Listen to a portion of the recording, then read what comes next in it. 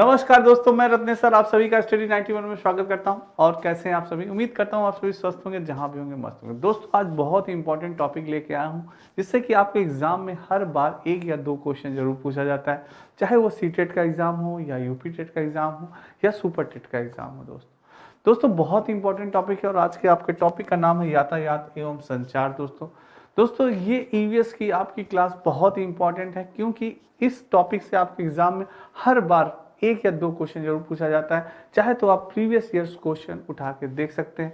और दोस्तों आपको ये भी पता है कि यूपी टेट की नोटिफिकेशन बहुत ही जल्द आने वाली है, तो इसलिए अभी से दोस्तों तैयारी में जुट जाइए और अपनी तैयारी दोस्तों दिन प्रतिदिन बढ़ाते जाइए। तो आइए दोस्तों अपनी तैयारी स्टार्ट करते हैं। और एक बार वीडियो को ज़्यादा लाइक और ज़्यादा शेयर कर दीजिएगा, बहुत इंपॉर्टेंट सेशन होने वाला है दोस्तों। आइए स्टार्ट करते हैं।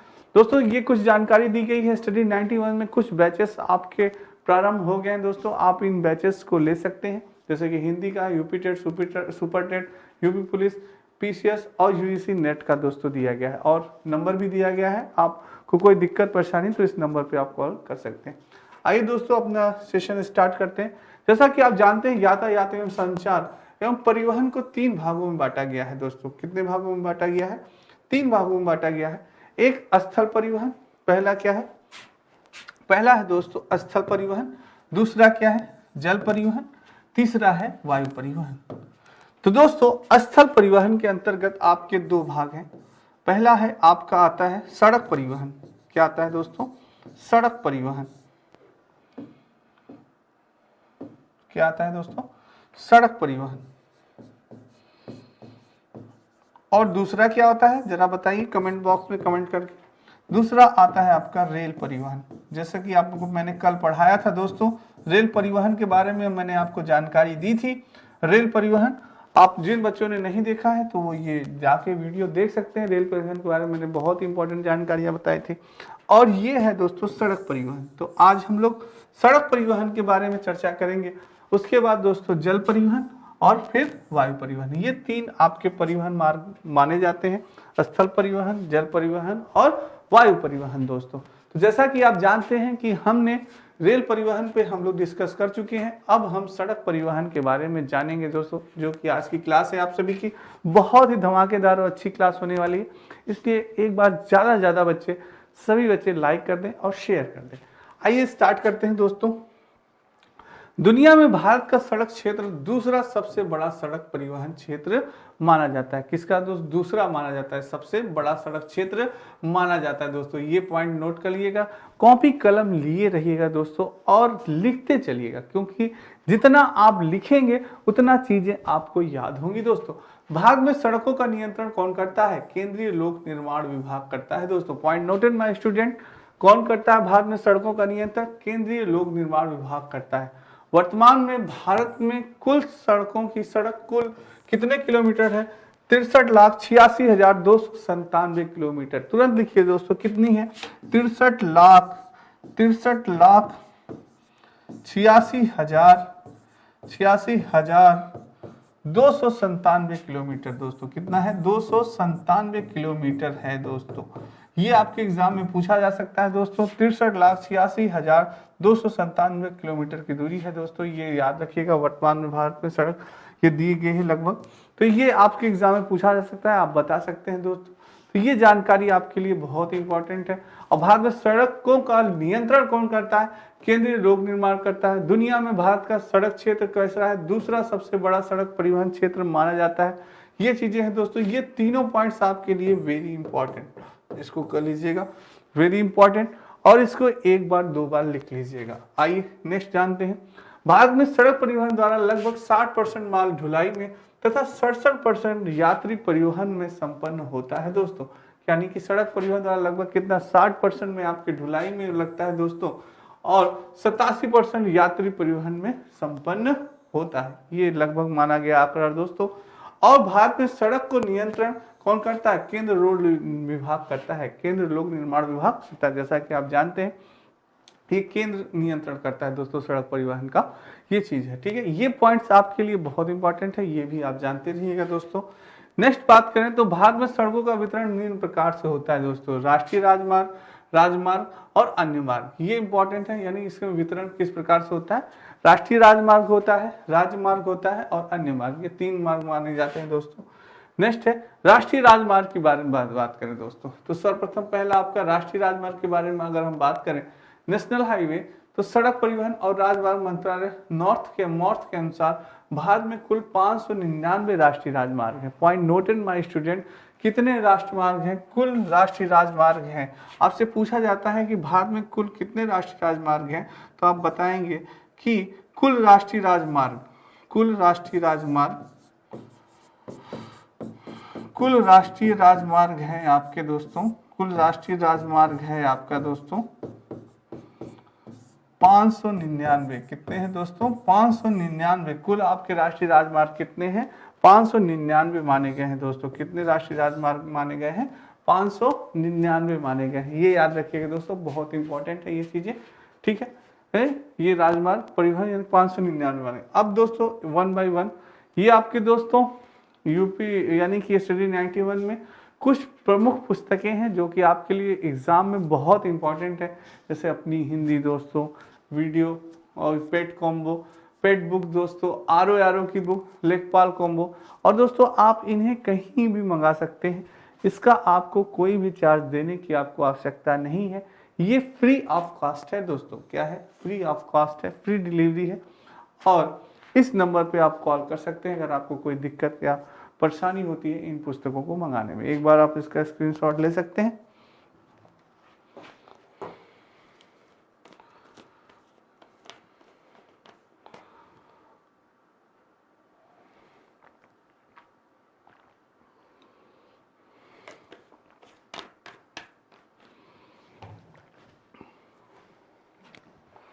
आइए दोस्तों नेक्स्ट जानते हैं, NH1 की बात करते हैं दोस्तों। राष्ट्रीय राजमार्ग NH1 दोस्तों, तो ये माना गया दोस्तों दिल्ली से पाकिस्तान बॉर्डर, कितना, कहां से कहां तक, आपसे पूछा जा सकता है NH1 कहां से कहां तक, तो दिल्ली से पाकिस्तान बॉर्डर तक माना जाता है आपका NH1 दोस्तों। और NH2 की बात की जाए दोस्तों, तो ये दिल्ली से कोलकाता तक माना जाता है। क्या माना जाता है आपका, दिल्ली से कोलकाता, ये NH1 दोस्तों। और NH2 दोस्तों ये माना जाता है आपका दिल्ली से कोलकाता दोस्तों, और NH1 दिल्ली से पाकिस्तान दोस्तों, ठीक है। ये आपका NH1 है दोस्तों, ये क्या है आपका NH1 है, और ये क्या है आपका NH2 है दोस्तों। क्या है, NH2 है दोस्तों। कौन सा, दिल्ली से कोलकाता दोस्तों, NH2 माना जाता है। ये इंपॉर्टेंट है, पूछ सकता है आपको कि NH1 कहां से कहां तक दूरी, दिल्ली से पाकिस्तान, और NH2 की दिल्ली से कोलकाता दोस्तों, ठीक है। ये इंपॉर्टेंट जानकारी है।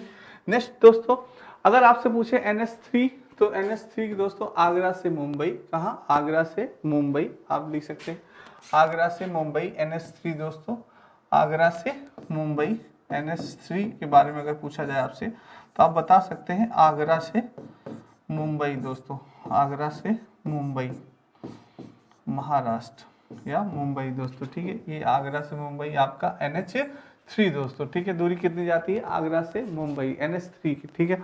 ये जानकारी है, मिल गई आपको दोस्तों। नेक्स्ट है NH4 मुंबई से चेन्नई। क्या है सर दोस्तों, मुंबई से चेन्नई NH4 आपकी, NH4 की यानी कि दूरी कहां से कहां तक है मानी गई है राष्ट्रीय राजमार्ग की, मुंबई से चेन्नई दोस्तों, कहां मानी गई है, मुंबई से चेन्नई NH4 की।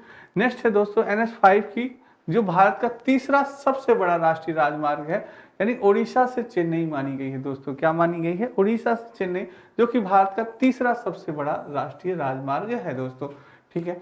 नेक्स्ट बात करते हैं दोस्तों NH6 की, जो कि कोलकाता से हजारिया दोस्तों, कहां तक माना गया है NH6 को, कोलकाता से हजारिया। कमेंट बॉक्स में लिखते चलिए या कॉपी कलम लिए रहिएगा, लिखते चलिएगा दोस्तों, जितना आप लिखेंगे उतना चीजें आपको याद होंगी।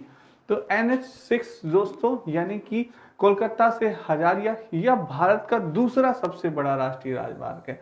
कैसा, बहुत इंपॉर्टेंट है, आपसे पूछा जा सकता है कि भारत का दूसरा सबसे बड़ा राष्ट्रीय राजमार्ग, तो आप बताएंगे NH6 दोस्तों। कौन सा है, NH6 दोस्तों। कहां से कहां तक दूरी है, कोलकाता से हजारिया दोस्तों, क्या है, कोलकाता से हजारिया, ठीक है। ये आपका NH6 दोस्तों कोलकाता से हजारिया तक, ठीक है, कोलकाता से हजारिया तक, ठीक है दोस्तों। कितनी, ये आपका NH6 दोस्तों, ठीक है। ये आपके कोलकाता से हजारिया। नेक्स्ट है दोस्तों, ये आपके वीडियो ग्राम विकास अधिकारी का नया बैच प्रारंभ हो चुका है। महा बचत ऑफर है दोस्तों आपके लिए, मात्र 1299 रुपये में। जो बच्चे वीडियो की तैयारी कर रहे हैं उनके लिए ये बैच बहुत ही अच्छा है, आप इस बैच को ज्वाइन कर सकते हैं। स्क्रीनशॉट ले सकते हैं दोस्तों आप इसका।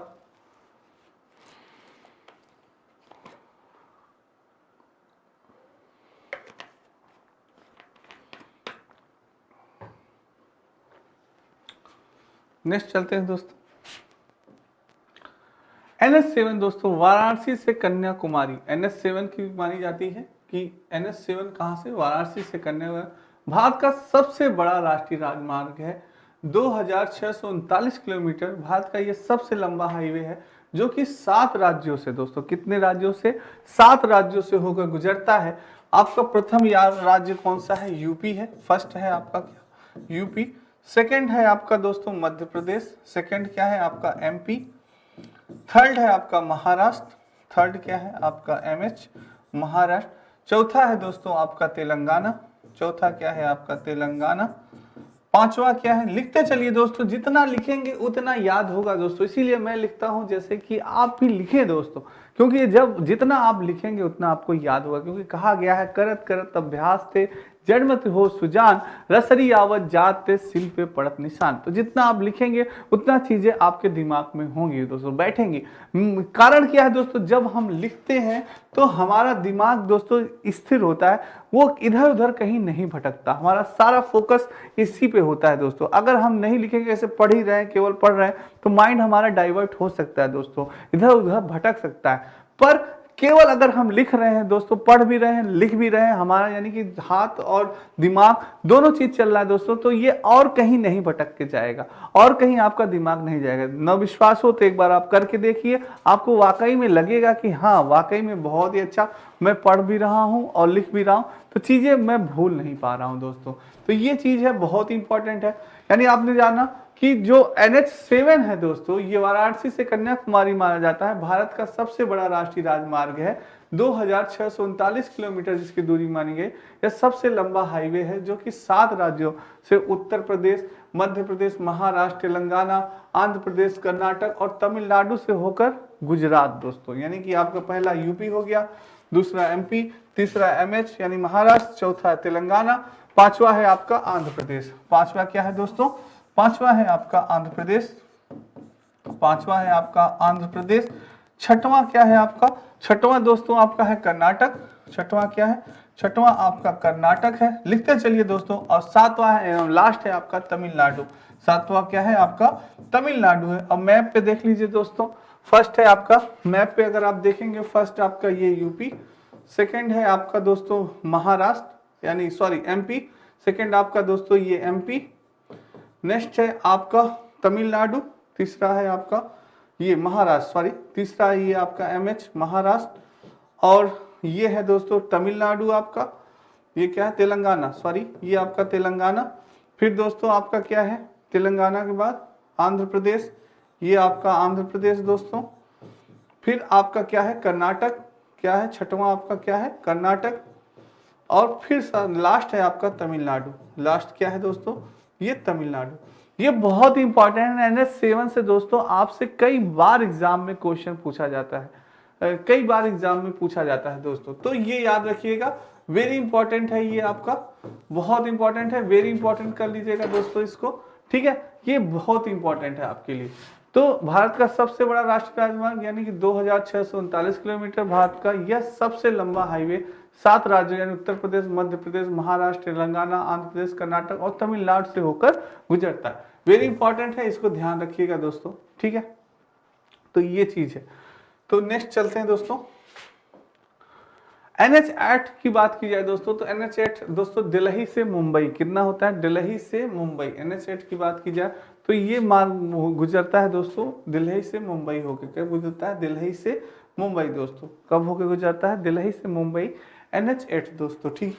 नेक्स्ट दोस्तों, भारत का सबसे छोटा राष्ट्रीय मार्ग जो कि 6 किलोमीटर माना जाता है, कितना माना जाता है, 6 किलोमीटर माना जाता है। NH47A जो को होता है, जिसे क्या कहते हैं दोस्तों, NH47A भारत का सबसे छोटा राष्ट्रीय राजमार्ग। बहुत इंपॉर्टेंट है, आपसे पूछा जा सकता है कि भारत का सबसे छोटा राष्ट्रीय राजमार्ग कौन है, तो आप बताएंगे NH47A यानी कि नेशनल हाईवे 47A अथवा NH47A। यात्रा मार्ग राष्ट्रीय राजमार्ग 47 के संगम से विलिंगटन द्वीप से होते हुए इस राजमार्ग की लंबाई केरल में 6 किलोमीटर है। कितनी है दोस्तों? 6 किलोमीटर, यानी कि राष्ट्रीय संगम से विलिंगटन द्वीप से होते हुए इस राजमार्ग की लंबाई कितनी है? केरल से कितनी है दोस्तों? मात्र 6 किलोमीटर है। कितनी है? मात्र 6 किलोमीटर है दोस्तों। कितनी है? मात्र यहाँ पे 6 किलोमीटर है। यहाँ पे है आपका मैप में अगर देखें दोस्तों तो केरल से NH47 यानी कि 6 किलोमीटर है। ये सबसे छोटा राष्ट्रीय राजमार्ग आपका माना जाता है। अगर कहा जाए तो ये सबसे छोटा राष्ट्रीय राजमार्ग आपसे माना जाता है NH47A दोस्तों। तुरंत इसको लिखिएगा, सबसे छोटा राष्ट्रीय राजमार्ग NH47A दोस्तों। दोस्तों आप मेरी क्लास में आए हैं तो आप, मेरा ये दायित्व तो बनता है, पूरी कोशिश ये रहती है कि आप कुछ लेके जाइए, आपके दिमाग में चीजें बैठे आसानी से, सरलता से। थोड़ा सा टाइम लगेगा पर आपको याद होगी सारी चीजें कि हाँ यार याद हो रहा है, मैं लिख रहा हूं। मैं इसीलिए आपको कहता हूं बार बार लिखिए। तो दोस्तों जितना लिखेंगे, थोड़ी सी मेहनत करेंगे, आप समय दे रहे हैं तो आपको याद भी होनी चाहिए चीजें। तो जितना आप लिखेंगे उतना चीजें आपको याद होगी दोस्तों। तो इसलिए मैं आपसे कहता हूं तो लिखते चलिए और चीजों को याद करते, कम से कम जो अपना आप अमूल्य समय दे रहे हैं दोस्तों, उसका कुछ आपको प्रॉफिट मिले कि हाँ हम लिख रहे हैं, आज मुझे याद हो रहा है, ये सारी चीजें सर पढ़ा रहे हैं तो मुझे चीजें याद भी हो रही, ये चीजें दोस्तों। ठीक है, नेक्स्ट है दोस्तों स्वर्णिम चतुर्भुज योजना। आखिर आइए जानते हैं कि स्वर्णिम चतुर्भुज योजना क्या थी दोस्तों। इसके बारे में जानना भी बहुत ही आवश्यक है क्योंकि ये भी आपके एग्जाम में कई बार पूछा गया है दोस्तों। तो स्वर्णिम चतुर्भुज योजना वर्ष 1995 में तत्कालीन प्रधानमंत्री अटल बिहारी वाजपेयी ने देश के 4 बड़े महानगरों, यानी कि कौन से थे वो 4 बड़े महानगर दोस्तों, बात की जाए तो लिखिएगा दिल्ली, पहली थी आपकी दिल्ली, फर्स्ट थी आपकी क्या थी? दिल्ली थी। दूसरी थी आपकी महाराष्ट्र यानी कि मुंबई, दूसरी मुंबई। तीसरी थी आपकी कोलकाता। तीसरी क्या थी दोस्तों? तीसरी थी आपकी कोलकाता। और चौथी थी आपकी चेन्नई। चौथी कौन सी थी दोस्तों? चौथी आपकी थी चेन्नई। चेन्नई को 4 से 6 लेन वाले राजमार्गों के नेटवर्क से जोड़ने की एक योजना है दोस्तों। ये चारों दोस्तों अगर आप मैप पे देखेंगे, यानी इसको स्वर्णिम चतुर्भुज योजना क्यों कहा गया? स्वर्णिम चतुर्भुज योजना आप इसको क्यों कहा गया तो आपको ये मिल जाएगा, स्वर्णिम चतुर्भुज योजना। स्वर्णिम चतुर्भुज योजना कि आखिर आप देखेंगे इसको स्वर्णिम चतुर्भुज योजना क्यों कहा गया। तो दोस्तों ये चेन्नई से आपका चेन्नई से लेके कोलकाता, चेन्नई से कोलकाता, कोलकाता फिर मुंबई, मुंबई से दिल्ली, मुंबई MH, फिर दिल्ली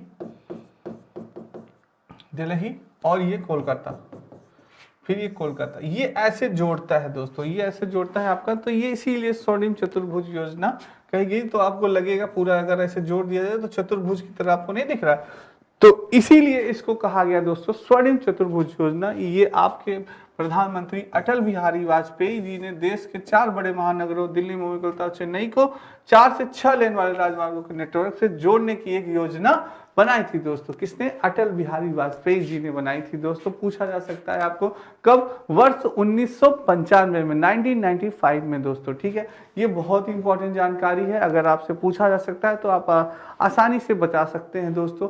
वो 4 बड़े महानगर कौन से हैं? दिल्ली है, मुंबई है, कोलकाता है और क्या है? चेन्नई है दोस्तों। ठीक है, तो ये बहुत ही इंपॉर्टेंट जानकारी है, इसको अपने दिमाग में बैठा लीजिएगा।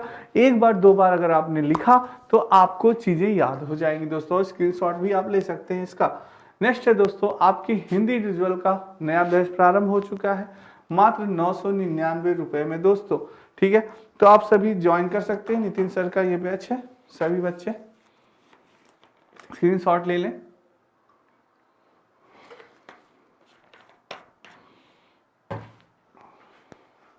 आप सभी ये बैच ज्वाइन कर सकते हैं दोस्तों नितिन सर के द्वारा। बहुत ही इंपॉर्टेंट बैच है, सभी बच्चे आइए बच्चों फिर चलते हैं नेक्स्ट सेशन पे, नेक्स्ट चलते हैं। अब बात करते हैं प्रधानमंत्री ग्राम सड़क योजना। दोस्तों ये भी बहुत ही इंपॉर्टेंट है और आपके एग्जाम को देखते हुए दोस्तों कौन सा क्वेश्चन पूछ दिया जाए ये आप कह नहीं सकते, कहा नहीं जा सकता कि कौन सा क्वेश्चन आपसे पूछा जाए, ये कहा नहीं जा सकता। तो इसलिए हम हर चीज़ के बारे में आपको थोड़ी थोड़ी जानकारी दे देते हैं कि शायद हो सके कि आपके एग्जाम में यहीं से क्वेश्चन आ जाए, यहीं से क्वेश्चन पूछ लिया जाए कि आखिर प्रधानमंत्री ग्राम सड़क योजना कब प्रारंभ हुई, क्या थी प्रधानमंत्री ग्राम सड़क योजना। तो ये सारी चीज़ें आपको जानना बहुत ही आवश्यक है। तो आइए जानते हैं प्रधानमंत्री ग्राम सड़क योजना के बारे में। तो भारत सरकार द्वारा 25/12/2000 को प्रधानमंत्री ग्राम सड़क योजना इस उद्देश्य के साथ प्रारंभ की गई थी कि सामान्य क्षेत्रों में 500 या उससे भी अधिक आबादी के समस्त बिना जुड़ी हुई बसवाटे तथा आदिवासी क्षेत्रों एवं मार्च 2011 में भारत सरकार के दिशा निर्देशों अनुसार आई।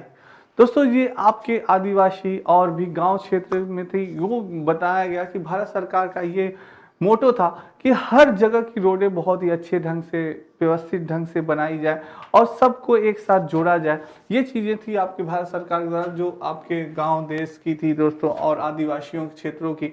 तो वहाँ की सड़कें जो कि आप जानते हैं कि व्यवस्था काफ़ी ख़राब है, वहाँ की स्थिति काफ़ी ख़राब है। तो इस बार यानी कि ये योजना आपके प्रधानमंत्री जी ने ये सोचा कि इस योजना को अच्छा बनाया जाए और यहाँ की सड़कों को और भी अच्छा की जाए। गांव की सड़क होते हैं दोस्तों, आप लोग जानते हैं गांव की स्थिति कैसी होती है, गड्ढे उड्ढे होते हैं। तो उसको दोस्तों सही करने के लिए ये योजना प्रारंभ की गई कि वहाँ अब भाई गांव के भी अन्य पिछड़े आदिवासी सारी चीज़ों की भी वहाँ की भी स्थिति क्या की जाए, अच्छी की जाए दोस्तों। ठीक है, तो ये चीज़ है दोस्तों। ठीक है, नेक्स्ट है दोस्तों राज्य राजमार्ग, इसके रख रखाव की जिम्मेदारी किसने दी, राज्य सरकार की होती थी दोस्तों। ठीक है, भारत में अब राज्य राजमार्ग दोस्तों, अब राज्य राजमार्ग की बात की जाए दोस्तों तो इसके रख रखाव की जिम्मेदारी राज्य सरकार की होती है। राज्य राजमार्ग की अब बात की जा रही है दोस्तों। तो दूसरा था आपका राज्य राजमार्ग, तो दूसरा राज्य राजमार्ग की बात करें तो इसके रख रखाव की जिम्मेदारी किसकी होती है, राज्य सरकार की होती है दोस्तों, यानी स्टेट गवर्नमेंट की होती है आपके। तो भारत में सर्वाधिक सड़क लंबाई किसकी है, महाराष्ट्र में है दोस्तों। कई बार पूछा गया है, वेरी इंपॉर्टेंट है, वेरी इंपॉर्टेंट कर लीजिएगा कि भारत में सर्वाधिक सड़क लंबाई किसकी है, महाराष्ट्र में है। भारत में सबसे कम सड़क लंबाई किसकी है, तो आपसे पूछे किसकी है, सिक्किम की है।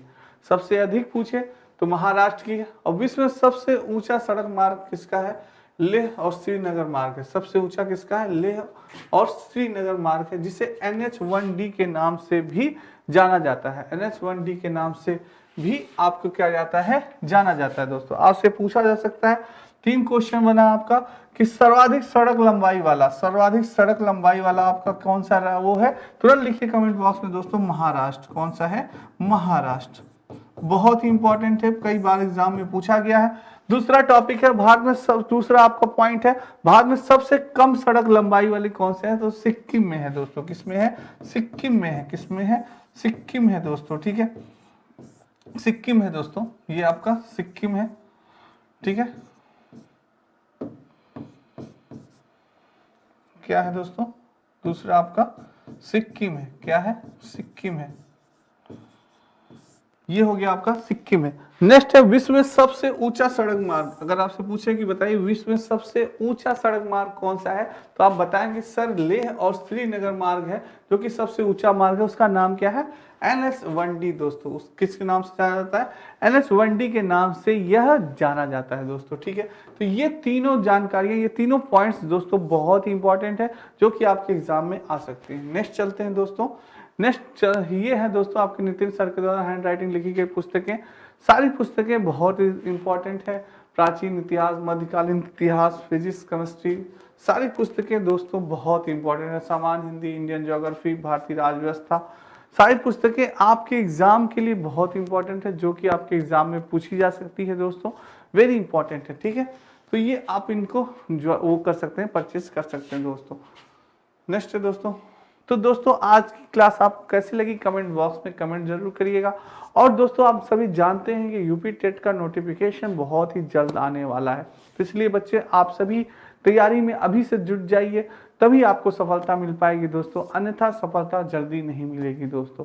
ठीक है, तो अभी से जो बच्चे तैयारी में जुट गए हैं, अभी से जो ईवीएस पढ़ रहे हैं, अभी से सीडीपी पढ़ रहे हैं, तो उन्हीं को सफलता मिलेगी दोस्तों, अन्यथा सफलता नहीं मिलेगी। और जब एग्जाम डेट आ जाता है तो प्रेशर आ जाता है आपके माइंड पे दोस्तों, तब तैयारी नहीं होती है। इसलिए अभी से तैयारी में जुट जाइए दोस्तों। ठीक है, तो आज के लिए इतना ही दोस्तों, कल फिर मिलेंगे बहुत ही महत्वपूर्ण टॉपिक के साथ। तब तक के लिए राधे राधे दोस्तों, जय कृष्ण, जय श्री कृष्ण दोस्तों, और जय हिंद दोस्तों।